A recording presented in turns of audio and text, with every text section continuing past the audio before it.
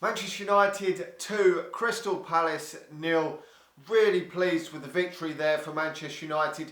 Certainly not a vintage performance from Manchester United this evening, but we've got the job done.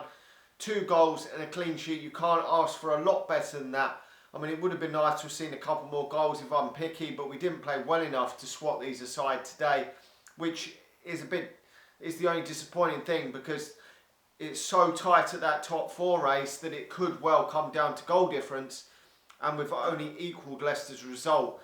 Now, if Manchester United and Leicester both get 4 points from the remaining games, then Manchester United would have to beat one of them teams comfortably in order to make the top 4, because the goal difference, Manchester United's goal difference is only plus 28 and Leicester's is plus 31 with going into the final 2 games. So Manchester United have got to get really probably looking at getting 6 points from the remaining 2 games now in order to qualify for the Champions League via the league position.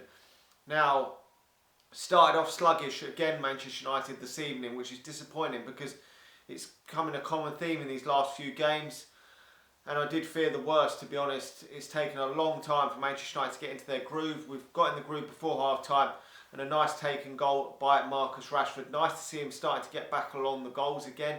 Now, after a slow start to his comeback to the Manchester United first team, that might have been due to the fact that he hadn't played football for an extended period of time and had a bad injury before the lockdown. So that may have been why he's taken a while to get back. I don't know, but he does seem to have been the sort of player that gets goals a bit like Wayne Rooney in spurts, where he'll get 5 or 6 goals in 5 or 6 games and then won't score for 3, 4, 5 games. But he is this season getting more consistent, and he's scored now 22 goals this season. And then in the second half, Anthony Martial getting a goal as well, which is great to see. He's up to 22 goals for the season as well. So they're both neck and neck, to be honest. If you ask most Manchester United fans right now which guy is the better of the two players, it would be the flip of a coin. It really would. And if you'd asked me that a year or so ago, I thought Anthony Martial's days at Manchester United were maybe numbered. Now, he's still got to do this on a consistent basis for the next few years to convince me that he is going to go on and become a Manchester United legend or anything, or a Manchester United great. But to be doing this now is very, very good. It's taken him to the age of 24 to be consistent, which has been a bit disappointing because he's always had the talent. It's just a shame that his consistency has never been there up till now, really. And his first season showed so much promise for Manchester United that the fact that it's taken him this long, I thought in his second, third and fourth season and that he was going to kick on. And that second season and third season were pretty average seasons for Martial, and I really did think that he was going to move on. And to be honest, at the time I wouldn't have been bothered if he moved on, but to be honest, we're receiving the reward of keeping him at this moment in time, and hopefully he can continue and get even better. Because to be honest, I think playing that number 9 position next season, he's got to be thinking of between 25 and 30 league goals if Manchester United to win the Premier League. And I know a lot of people still think that Manchester United, pundits out there are saying Manchester United need a number 9 that's going to score goals in order to win the league, more goals and be more clinical. Well, to be honest, I mean, you look at Roberto Firmino for Liverpool, hasn't scored nowhere near the amount of goals Anthony Martial scored, and Liverpool still won the league. I mean, we are getting goals from a lot of other angles and areas on the pitch other than just the number 9 in the team, but realistically we do need him to be hitting 25 league goals a season sort of consistently now for Manchester United. If Manchester United are to progress and potentially win the league, because all the other teams nowadays have multiple players that are scoring goals, and with Greenwood on one side and Rashford scoring the same amount as Martial on the other side, and then you've got Bruno Fernandes chipping in with a decent amount of goals, it does give Manchester United a lot more goal threat than it did earlier in the season when Martial was out for periods of time, and at the start of the season Rashford was going through a bad dip in form, and there was no one else really to carry the can for Manchester United. Greenwood was still not getting a lot of game time. James wasn't really scoring that many goals. I know he started off with a few, but and then we had the likes of Lingard, Mata playing, and that has really shown. I mean, he's made a few changes this evening, and I don't know if Greenwood didn't have the best of games again. He did get a knock against in the last game against Southampton. Did get taken off in the second half, but I would have personally probably, with the knock that he was apparently had, I would have personally rested him for this game, put him on the substitutes bench, maybe brought him off the bench and saved him for that Chelsea game at the weekend.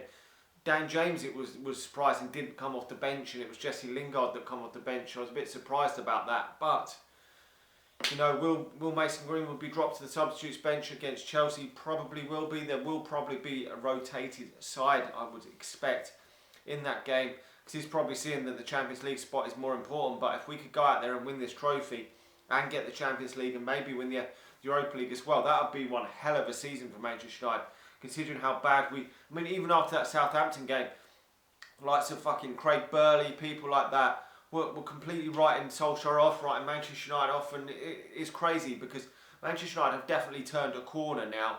Maybe Solskjaer probably isn't the man to bring Manchester United the title back to Old Trafford. I'll be deluded to say that I'm sure that that's going to happen for Solskjaer, but if Manchester United do sign better players, there is a better chance that Solskjaer can do that. I'm not saying he can do it, and he's the man to do it, but you bring better players in, you have a much better opportunity of winning the league, and that's been shown. Man City had Pellegrini in charge. I don't rate Pellegrini as a manager. They won the league. I mean, not always the top managers will win you the league. Chelsea have had multiple managers win the league. They're not all just the dog's bollocks managers. Real Madrid win the league most years and challenge for the league. I mean, two managers in Barcelona's history in recent times have won the treble. No, that doesn't mean that they're both the dog's bollocks. Pep Guardiola went on to do other stuff at other clubs which made him what he is, but other managers have gone on and won trebles and won league titles and Spanish Cups and so forth at Barcelona. That doesn't mean that they've just hired the best managers in the world again. No, it's the fact they had Iniesta, Xavi, Messi, Puyol, Piqué, all these great players in the team that was making them win the titles. More so than the manager. The manager does make a difference, but the players were so good that they were winning trebles after Pep Guardiola left. They had the likes of Suarez, Neymar as well. The list goes on. They have the top players. Real Madrid nearly always win the stuff because they have the best players in the world. And if Solskjaer can improve this team next season, the real fact is that I think Manchester United are starting to get a little bit tired, some of these players, because they're featured in about 6 games now for Manchester United, almost all of them. We've tweaked the team tonight, made 2 or 3 changes, but overall the same team has started nearly every game recently, and that is because the squad depth is there is better options on the bench probably than there was a few years ago, and the team is stronger, but the options on the bench just aren't what Manchester United need. Really, Manchester United need better on the bench to pull up to where the likes of Man City and that are. The likes of Lingard, Pereira, Mata just aren't good enough, and I stress this a lot. And when Manchester United can be bringing Greenwood off and bringing Jadon Sancho onto the pitch, then that is levels better than what Manchester United have got now. I'm not saying that Jack Grealish for me isn't a player that I would really want to see at Manchester United, so I don't think he improves our starting lineup. But you're bringing Bruno Fernandes off the substitutes bench, and you're bringing Pereira or Jesse Lingard on, or Mata or someone. No disrespect to them, but they're not the type of player they're too many levels below Bruno Fernandes. But a Jack Grealish could come off the bench, someone like that, and be the level below Bruno Fernandes, not the same, but just a bit below, and that's what Manchester United need, because when you've got a few injuries, the level just shoots down, it rockets down, it really does. Tonight there was a little, Fosa Mensah coming tonight as well, I just want to touch on. And considering it was his first game for a long while, didn't do too bad, but that was a bit of a surprise to me.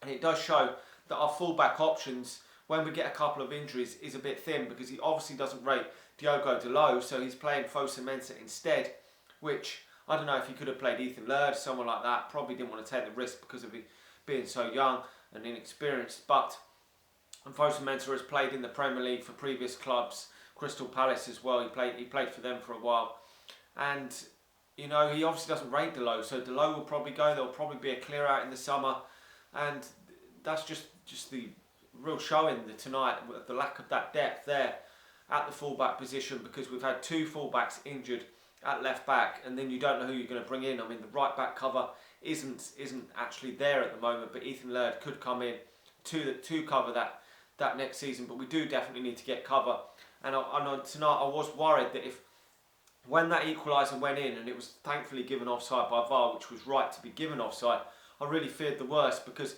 if the players out on the pitch aren't doing enough to get you back in the game, these big clubs, these Man Cities, these sort of sides, they bring players off the substitutes bench. You look at their bench, they bring Riyad Mahrez off the bench, they bring Phil Foden off the bench, they bring Bernardo Silva off the bench, David Silva, they bring someone off the substitutes bench, Gabriel Jesus or Aguero, whoever's, they bring them off the bench, and it can change a game, it really can, because the amount of quality that you've got on the pitch, then you bring other players on that you haven't been marking, they maybe slip under the radar, and then they go and win the game.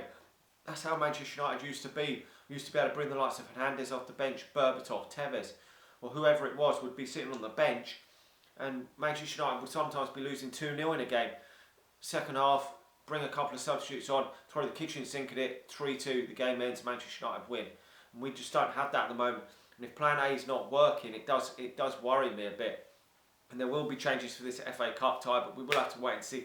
We've now got to really hope in the league that Leicester slip up against Spurs away from home in the next league game, which will be a difficult game. Spurs have definitely improved under. I mean, they're playing ugly football. I mean, they're playing really shit football, but they have improved under Jose Mourinho. I think they're about 5th in the form table. I mean, yeah, something like 5th in the form table since Jose Mourinho has come to Tottenham, which is an improvement on what they were showing before. Maybe the football isn't an improvement, but the results are. So hopefully they can get a result, beat Leicester City comfortably, I would say. I want that to be a 2-3-0 game, so that then Manchester United can hopefully, against West Ham, make up the goal difference and win the game. Then if we're clear in goal difference and in terms of the game, which is going to be a bit unlikely, if we could beat West Ham 3-0, and Tottenham could beat Leicester City 2 or 3, that would be so good, because then Manchester United going to that final day of the season needing to just even avoid defeat or even lose 1-0, and we would probably just get into that Champions League on goal difference. It's going to be a bit tight there, because there is a bit of goal difference in it at the moment. On the other hand, Chelsea have still got to play Liverpool away in their next game, and then Wolves. Hopefully they can slip up in their games and Manchester United can capitalise, because it's going to be a bit of a hairy finish now for Manchester United, dropping them points in the previous game. But luckily, all good teams, when they drop points, have a bad result, like that game against Southampton, which I thought effectively it was as good as a defeat for Manchester United, almost. It felt like a defeat. When you have that sort of game, then you've got to, the next game, go bang, win the game. That's what all good teams do. They win their next game, and Manchester United have done that tonight. Anyway, let me know your thoughts. Marcus Rashford for me, man of the match. Like the video. If you're watching it on Facebook, please do head over to All Things Man United on YouTube. Subscribe to the channel, and I'll talk to you all again soon. See ya.